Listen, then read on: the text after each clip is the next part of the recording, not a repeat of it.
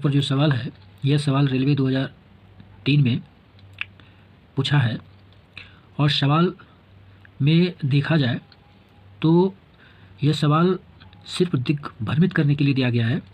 सवाल में कोई जान नहीं है। देखिए, कहता है एक आयत की लंबाई 15 सेंटीमीटर तथा क्षेत्रफल 150 वर्ग सेंटीमीटर है।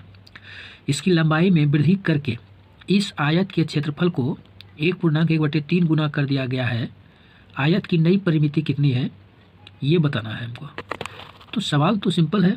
सबसे पहले तो हम जो है आयत की लंबाई और चौड़ाई दोनों मानेंगे, क्योंकि एक लंबाई दिया है लेकिन दूसरी चौड़ाई दी नहीं है। तो जब चौड़ाई नहीं दिया जाता है तो हम दोनों को मान लेते हैं, ठीक है।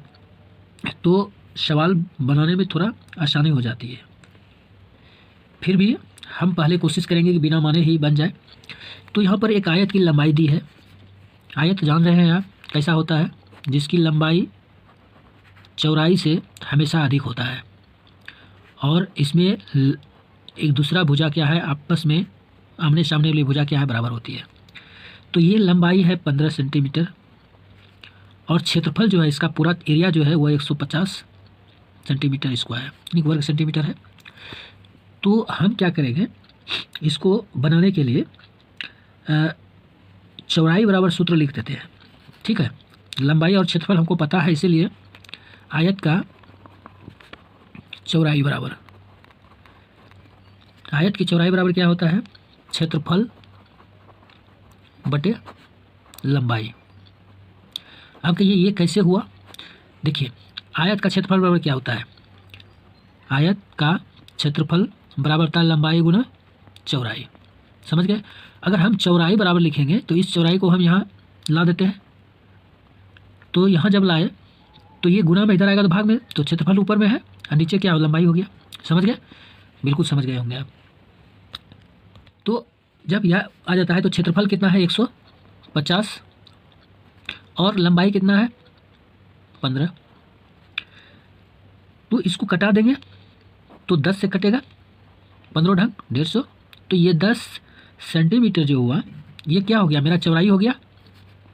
किसका चौड़ाई हो गया, आयत की चौड़ाई हो गया। बिल्कुल सही। अब आगे बढ़ते हैं, सवाल को देखते हैं।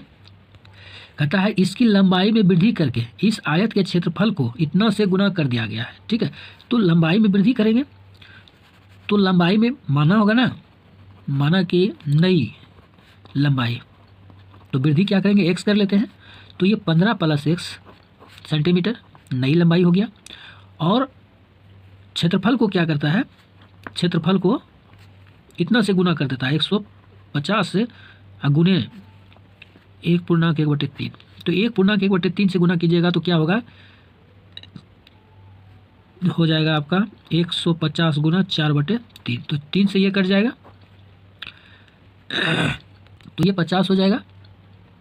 अब 50 गुना 4 कर देंगे, ठीक है। तो 50 गुना 4 कर दिए।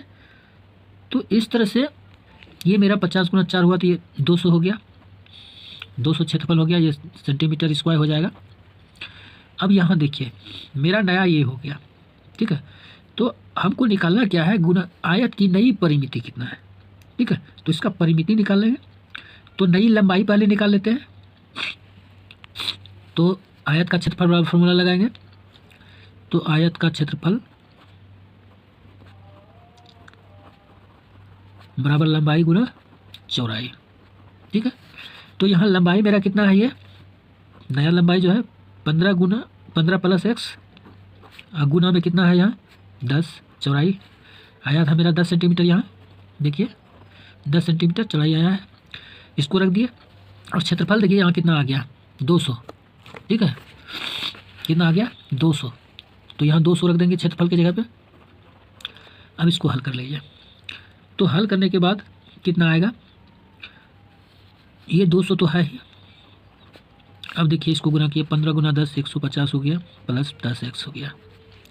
अब इसको इधर भेज दीजिए तो घट जाएगा 200 घटा 150। अब बराबर इधर तो क्या है 10 है तो 10x रहेगा। अब 200 में 150 घट जाएगा तो कितना बचेगा 50 बराबर 10x। अब 10x बराबर लिखेंगे तो कितना हो जाएगा 50/10। तो कितना होगा 10 बचे 50। ठीक है, तो ये 5 हो गया x। जब x का मान 5 आ गया तो हमको नई परिमिति निकालना है, तो इसका परिमिति निकालना है, तो नई लंबाई पहले कितना होगा, इसलिए नई लंबाई। ठीक है, इसलिए नई लंबाई जो मैंने माना था, क्या माना था, देखिए x 15 प्लस x, तो 15 प्लस x, तो 15 प्लस x का मान 5 रख देंगे, कितना हो गया, 20 हो गया। तो 20 सेंटीमीटर नई लंबाई हो गया। ठीक है, तो अब नया परिमिति निकालना है, इसलिए आयत का परिमिति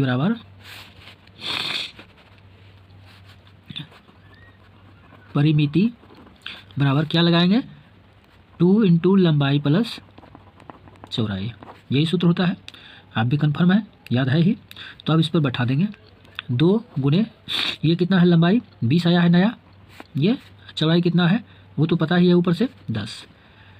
तो इस तरह से जोड़ लीजिए, 20 10 30, 2 गुना 30 कितना हो गया, 60। तो 60 सेंटीमीटर हुआ नई इसकी परिमिति, आयत की परिमिति। इस तरह से मेरा आंसर क्या है, 60 आया। अब ऑप्शन पे चलते हैं। तो ऑप्शन को जब देख रहे हैं तो ऑप्शन नंबर मेरा बी सही होता है।